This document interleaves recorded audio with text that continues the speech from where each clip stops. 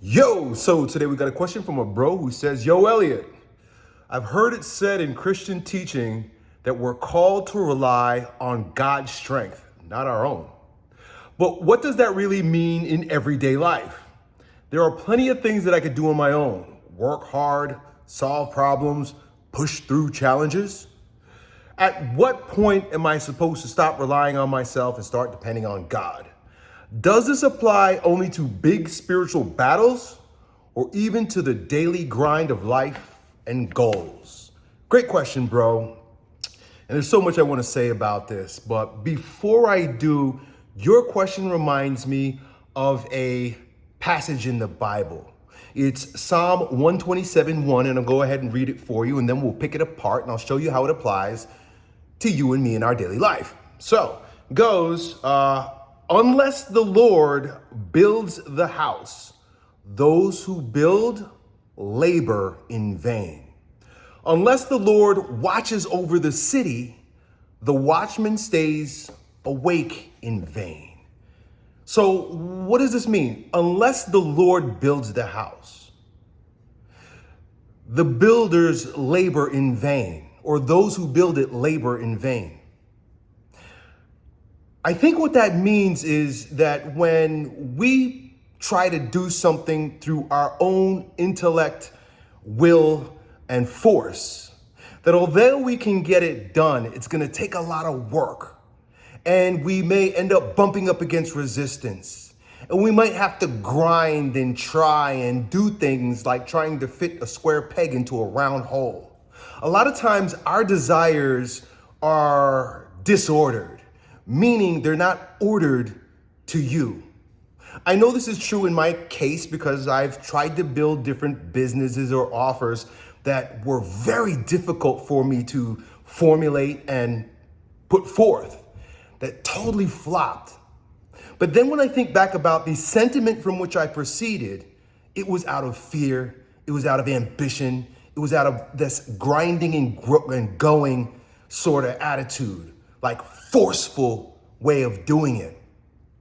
It says here that unless the Lord builds the house, those who build labor in vain. I can tell you that I've been trying to labor in vain. There are a lot of things that I've done in my life, a lot of mistakes I've made that were purely out of my vain labors. But I've also experienced the contrast.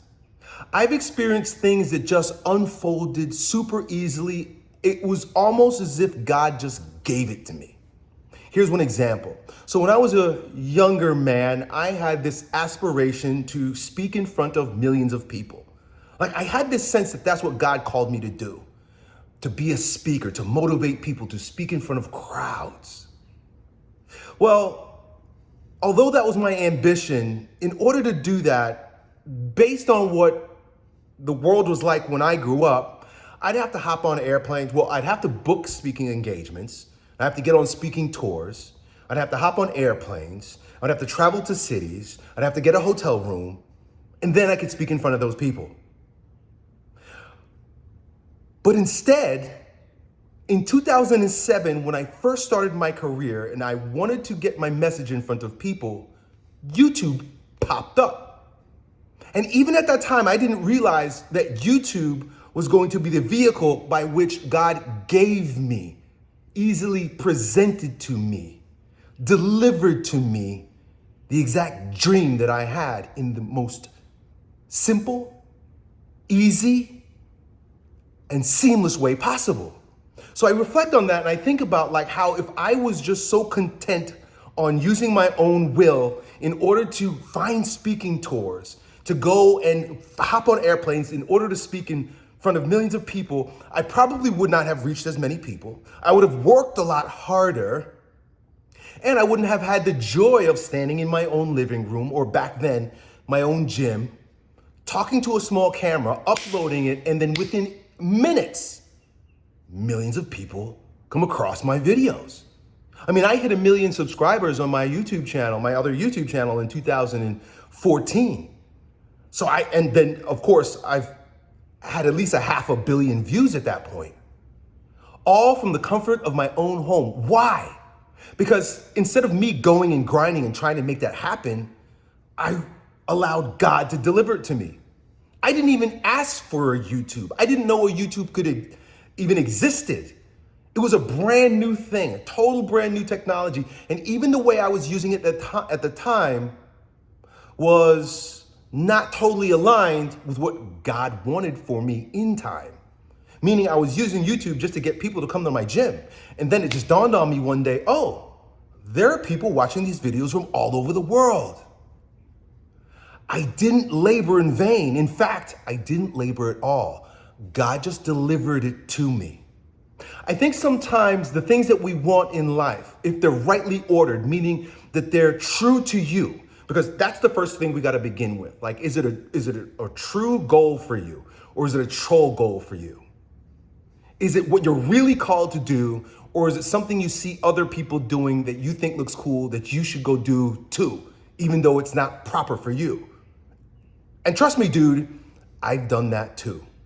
I mean, I'm 46 years old and I still struggle with that battle. Laboring in vain, trying to make things happen that actually aren't supposed to be mine. But also in the same breath, there have been things that were given to me that the Lord totally built, not I. It goes on to say that unless the Lord watches over the city, the watchman stays awake in vain. Think about how many times you've stayed awake in vain in order to try to make something happen. Staying up all night long, trying to figure out and crack the code for a business you're trying to build. Or even working in a job that keeps you vigilant, always thinking about it, always on edge and anxious, rather than relaxed and allowing it to unfold. Well, that's not a job for you, bro. You're staying awake in vain. There have been so many instances in my life, and I'm sure in the lives of the men that I'm speaking to here, right? Like the guy that asked this question. He says, relying on God's strength but not our own, what does it really mean in everyday life? Now, of course, there are going to be people that say, Elliot, well, you got to work hard. And trust me, I get it. I used to believe that too, until I worked so hard that I was black and blue and bloody in my nose and couldn't do anything else. Like, God will let you hit your head. God will let you try to force shit. But if you want to get into the flow of grace, you literally got to let go and allow God to deliver your life to you. And then the work that you actually do won't really be grinding. It won't be activity. It won't be based on fear. The work that you will do is be actually action. Action comes from stillness. Action comes from the void. There's no angst. There's no worry. There's no fear. There's no feeling at all when it comes to action. And I think it's important to reiterate that point. There's no feeling at all associated with right action. Meaning, of course, it's not the negative emotions of fear and worry and anxiety. But at the same time, it's not the elated feeling of excitement and passion and grandiosity, because that's a trap too. Anytime I've tried to do something or create something out of my own sense of grandiose excitement, being, tickled and excited, it ended up being just chasing a high. I'm literally just chasing the next pleasurable experience rather than being in stillness and allowing God to watch, allowing God to build, allowing God to deliver it to me. A lot of the best things in my life, all of the best things in my life, from my wife to the house that you see me standing in right now, were given to me by God. But it doesn't mean that I didn't do anything. I had to show up. And here's the key: discipline and consistency. I don't think we're supposed to work hard. I don't think we're called to grind. I think we're called to have faith, like Christ says, that just like the flowers in the field are clothed greater than Solomon in all his array, God wants to give you all those good things. The birds don't toil and spin. They don't worry. How much more does God love you? So that kind of is like sort of a counter to what we've been told, even in Christian culture. Because there's this idea you should carry your cross and that things need to be hard. And as a Catholic, we love that kind of stuff, like things to do. But God says that his burden is light and his yoke is easy. That means that if you put on Jesus Christ, meaning that you're operating from the place of peace with the Prince of Peace, that things will be easy. And even if you're carrying your cross, remember, your cross isn't Christ's cross. He followed his passion. Passion, I like that word passion because we tend to take it and put it into a different context from what I believe it really means. Passion coming from the root word is pas, right? Which means passive. Your passion should be passive. Jesus Christ went passively into his crucifixion. He was passive, meaning he allowed God to carry him. Your passion is born out of you being passive to God carrying you on your way, carrying you in his way for you. So you're not carrying the heavy cross that Christ carried. That was his passion. And he did that for you. He suffered death so that you don't have to. That means you don't have to kill yourself trying to get the things that God has lined up for you. You can passively allow his passion to carry you to the things that God has for you. It's amazing. So what do? At what point am I supposed to stop relying on myself and start depending on God? Right now, all the time, in every instance.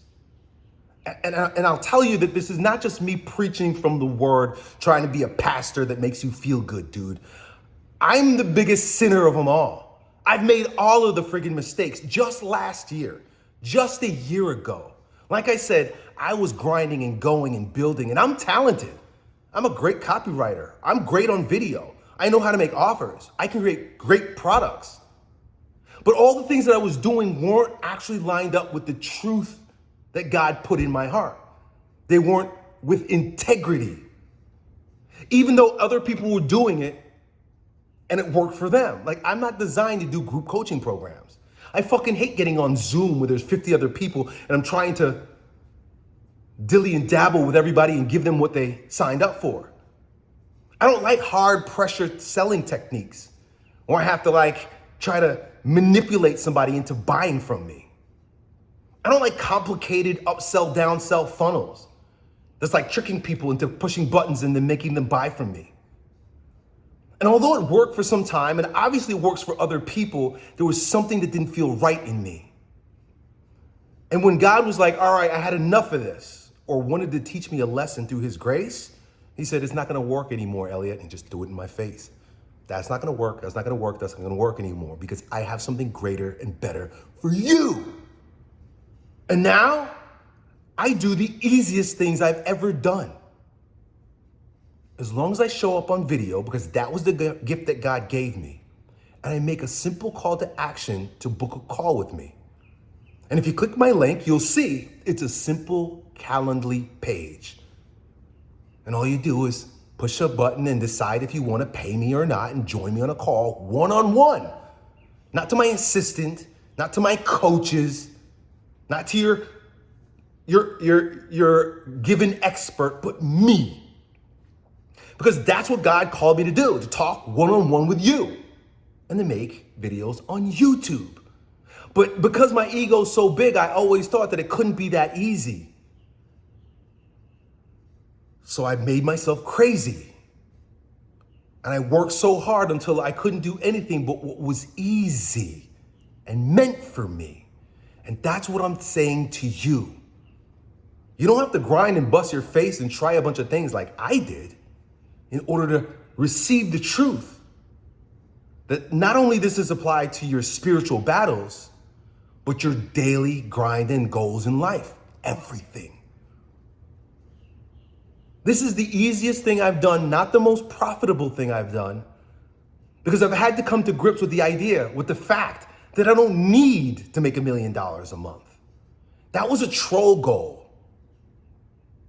My soul goal, the real goal, is to do work that is pleasing to my soul and delivers a service to the people in my life. Book a call and talk to me, and I'll guide you along your spiritual journey. Too simple, but now I get it. Now I get it. So in every instance of your life, whatever that you do, bring the Lord along with you. Ask him for guidance. Ask him for grace. And by and by, you'll discover that you can have an amazing life without breaking your fucking face. Done.